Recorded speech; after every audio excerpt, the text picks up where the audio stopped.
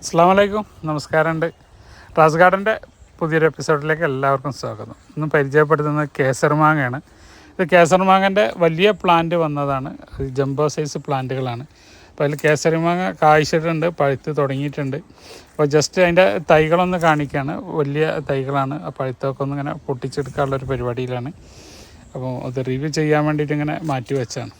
അപ്പോൾ ഇത് നമ്മളെ ഗാർഡനിൽ കൊടുക്കാനുള്ള പ്ലാന്റുകളാണ് ഈ കാണുന്നതൊക്കെ. കേസർ മാങ്ങ ഉണ്ട്, ബംഗനാപ്പള്ളി ഉണ്ട്, അതേപോലെ തന്നെ പെത്തരസ് ഉണ്ട്, അതേപോലെ തന്നെ ബംഗനാപ്പള്ളി പറഞ്ഞു.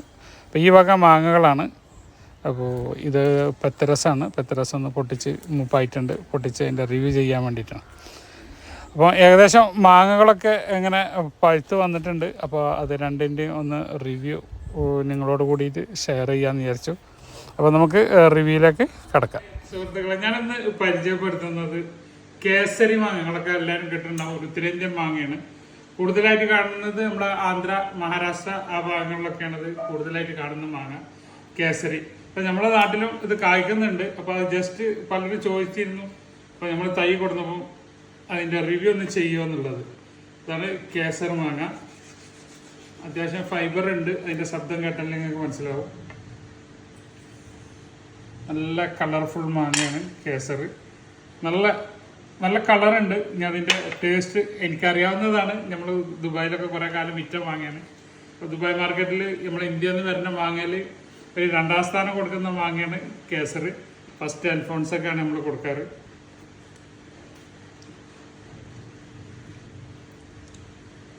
അൽഫോൺസൊക്കെ പോലെ തന്നെ ഒരു മധുരവും പുളിയും ഒക്കെ ചേർന്നിട്ടുള്ള ഒരു മാങ്ങയാണ്. അത്യാവശ്യം നല്ല സൈസൊക്കെ വരും ഇത്. അപ്പോൾ 2 മാങ്ങയും കൂടെ ഒരുമിച്ച് റിവ്യൂ ചെയ്യാമെന്ന് വിചാരിച്ചാണ്. ഇത് ആന്ധ്രൻ്റെ പെത്തരസ് എന്ന് പറഞ്ഞ മാങ്ങയാണ്. അപ്പോൾ ഇത് രണ്ടും കൂടെ കമ്പയർ ചെയ്യുമ്പോൾ നമുക്ക്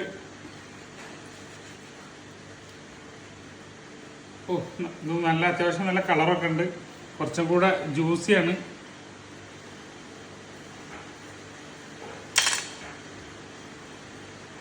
അടിപൊളി സ്ട്രക്ചറാണ്.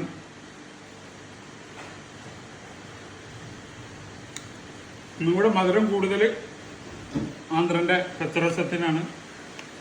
ചിന്നരസത്തിൻ്റെ ഞാൻ മുന്നേ വീഡിയോ ചെയ്തിരുന്നു. ഒരു രക്ഷയില്ല, അടിപൊളി മാങ്ങയാണ്. കേസറും ഒട്ടും മോശമില്ല.